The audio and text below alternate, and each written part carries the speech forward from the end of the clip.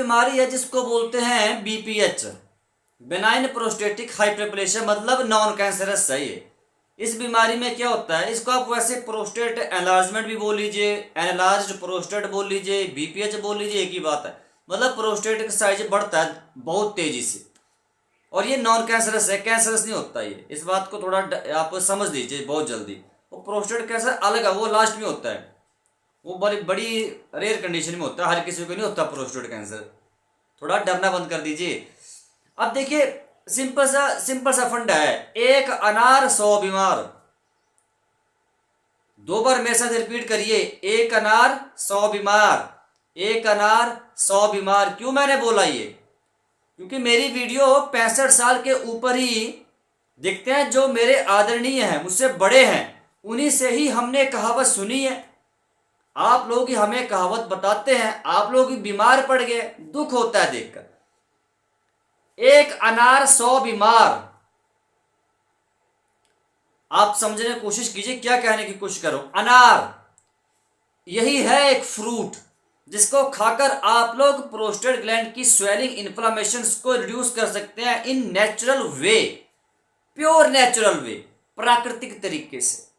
जी हाँ, आपको नहीं पता होगा, आपको किसी ने नहीं बताया होगा, नॉलेज नहीं दी होगी, अनार खाकर भी आप प्रोस्टेट ग्लैंड की स्वेलिंग, इन्फ्लामेशन और जो फ्रीक्वेंट ड्यूरेशन की प्रॉब्लम्स है उसको आप काफी हद तक उससे आराम पा सकते हैं। लेकिन अभी ठहरिए, अब आप लोगों ने ऐसा सुना, तुरंत वीडियो छोड़कर मत चले जाइएगा कि हाँ अनार बताया तो अनार खाइए। नहीं, अनार वैसे नहीं खाना है, जैसे मैं बताऊंगा आपको उस वे से यूज करना है अनार का जूस या अनार। अनार में 2 एंटीऑक्सीडेंट्स होते हैं, सिर्फ इन्हीं दोनों की वजह से मैं आपको बोल रहा हूं कि आप लोगों ने यूज करना है अनार।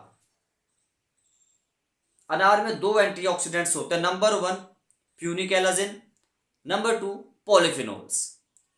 दोबारा रिपीट करिए, अनार में 2 एंटीऑक्सीडेंट्स होते हैं जो बहुत पावरफुल हैं, बहुत जल्दी आपको असर दिखाएंगे बीपीएच की प्रॉब्लम्स में।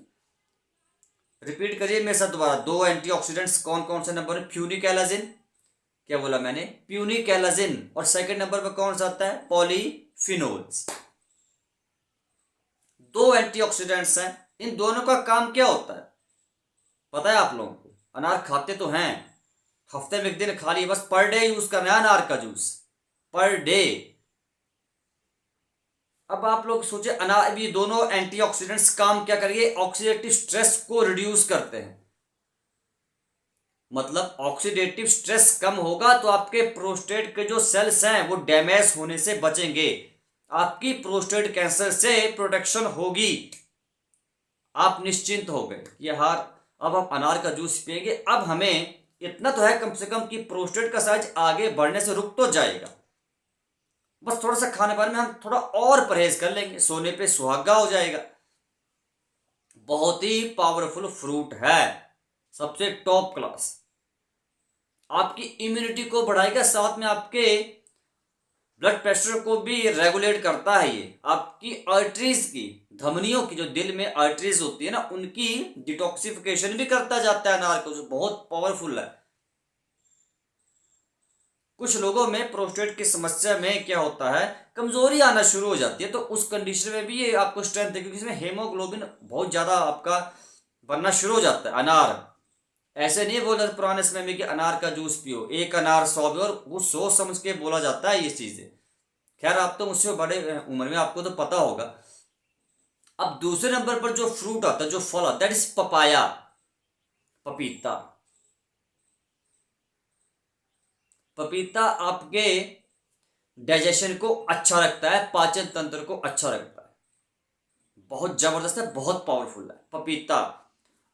और जिस बंदे का डाइजेशन अच्छा हो गया उसको प्रोस्टेट होने की संभावना बहुत ही कम रहती है, बहुत ही ज्यादा कम, बहुत कम। इसलिए पाचन को अच्छा रखो, पेट अच्छा रखो और पड़ोस अच्छा रखो मेरे भाई, जिंदगी अच्छी बीतेगी। अगर पेट और पड़ोस खराब है तो भैया जिंदगी भर पंगा ही होगा। पेट और पड़ोस 2 चीजें अच्छी होनी चाहिए भैया आपकी जिंदगी में। अगर पड़ोसी खराब है तो जिंदगी खराब बीतेगी, पेट खराब है तो जिंदगी खराब बीतेगी, दोनों का आपस में रिलेशन समझ लीजिए। यहां पर बात अब आती है कैसे हम यूज करें भैया। पंकज भाई बताइए, आप पंकज बेटे बताइए, आपसे छोटा तो बेटे बोलेंगे, भाई थोड़ी बोलेंगे। अब आप बोलेंगे हमें कैसे यूज करें बेटे, ये बताओ अनार का जूस। जी हाँ, आप लोगों को ना अनार का जूस यूज करना है नॉर्मल जैसे आप लोग यूज करते हैं, लेकिन यहां पर सिर्फ एक सावधानी बरतनी है आप लोगों को। जब भी अनार का जूस पिए तो अब सर्दियों का समय है, यहाँ की गर्मियों में भी या सर्दियों में अगर आप लोग यूज करते हैं, कुछ लोगों को समस्या होती है, गले में खराश हो जाते हैं, टॉन्सिल बन जाते हैं, गले में दर्द हो जाती है। तो इस कंडीशन में आप लोगों ने आधा चम्मच काली मिर्च का डाल लेना है उसमें। जब भी अनार का जूस पिए ना, जब भी अनार का जूस पिए तो काली मिर्च उसमें जरूर डालेगा, आधा चम्मच काफी है। आपको रक्त नहीं करेगा वो, रक्त मतलब आपको थोड़ा दर्द नहीं होगी, कुछ लोगों को ना एलर्जी होते हैं मीठा वगैरह से, तो आपको बचा लेगा। लेकिन अनार का जूस कंपल पीना पड़ेगा, कंपलसरी है। बहुत पावरफुल है दोस्तों अनार का जूस। और ये जो बीपीएच की समस्या है ना, इसको आप हल्के में मत लीजिए अब। बीपीएच को, बेनाइन प्रोस्टेटिक हाइपरप्लेशिया, देखिए सिंपल सा मतलब है, 50 साल तक आते आते 50% पुरुषों को हो जाती है ये, और 90 साल तक आते आते 90% पुरुषों को संभावना बढ़ जाती है कि भैया प्रोस्टेट हो सकता है अब इन लोगों को। बड़ी उम्र में क्यों होता है प्रोस्टेट, आपने सोचा है कभी? 50-60 साल बाद प्रोस्टेट क्यों होता है? लाइफस्टाइल आपका खराब हो जाता है, आपके हार्मोन डिस्टर्ब हो जाते हैं, डिसबैलेंस हो जाता है। बात समझ रहे हैं कि नहीं समझ रहे हैं? बहुत ही नॉर्मल समझने वाली बात है। खान पान सुधार लीजिए, योगासन करना, योगा आप नहीं करते हैं, मंडूकासन करिए, बटरफ्लाई मैं करके बताया एक वीडियो में ऑलरेडी, उस वीडियो को देखिए, आप समझिए। और इस वीडियो का लिंक मैंने डिस्क्रिप्शन में दे दिया है, और आई बटन में भी लिंक मैंने लगा दिया, इसको आप देखिए समझिए। अब बात आती है साथ में थोड़ा सा परहेज। ठीक है पंकज भाई, आपने फल बताया, हम फल खा लेंगे, लेकिन जो अनार है वह सबसे टॉप क्लास है, नंबर 1 पर है, नंबर 1 की कैटेगरी में आता है प्रोस्टेट के लिए। कौन सा? कोई शक, कोई वहम हो आप लोगों को? अब बात आती है परहेज, हम साथ में क्या, देखिए परहेज तो आप लोगों को पता है। जब भी आपको प्रोस्टेट की समस्या हो जाए, आपसे अनुरोध करता हूं, जब भी आपको प्रोस्टेट की समस्या हो जाए, stop taking dairy products and refined wheat flour products. मैदा खाना बंद कर दीजिए, मैदा सत्यानाश कर देगा, बात को समझिए, और दूध से बनी चीजें खाना बंद कर दीजिए।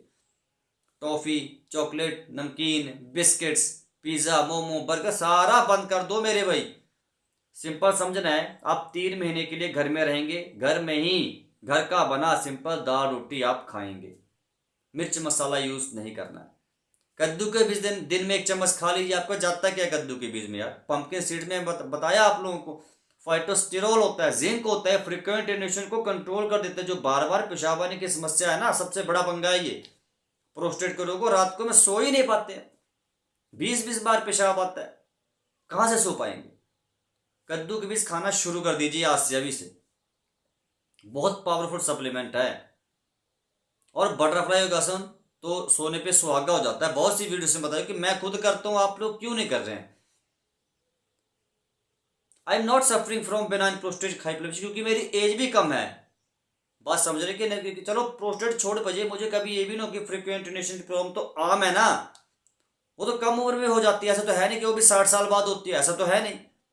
बहुत कमेंट आते हैं उनकी एज 30-30 साल है, 35-35 साल है, मेरी एज के, हमको फ्रीक्वेंट यूरिनेशन की प्रॉब्लम से बोलते सर सो नहीं पा रहे हैं, व्हाट्सएप पे मैसेज आते हैं। बात को समझिए, वो कहने से बात काम नहीं होने वाला कि हाँ वो बड़ी उम्र की बातें होती है बेटे, आपको नहीं पता, मुझे पता है बेटा, आपको तभी समझा रहा हूं, अभी भी समय आप समझ जाइए, संभल जाइए। ये सब बहाने बंद कर दिए कि बड़ी उम्र की बातें हैं, प्रोस्टेट तभी उनको ज़्यादा समझ होती है। तो बात को समझिए, समझने की कोशिश कीजिए। आज से जो मैंने तरीके बताए, परहेज करिए, खान पान में बदलाव करिए, कद्दू के बीज खाइए, काले तेल के लड्डू बनाकर खाइए, क्या इशू है?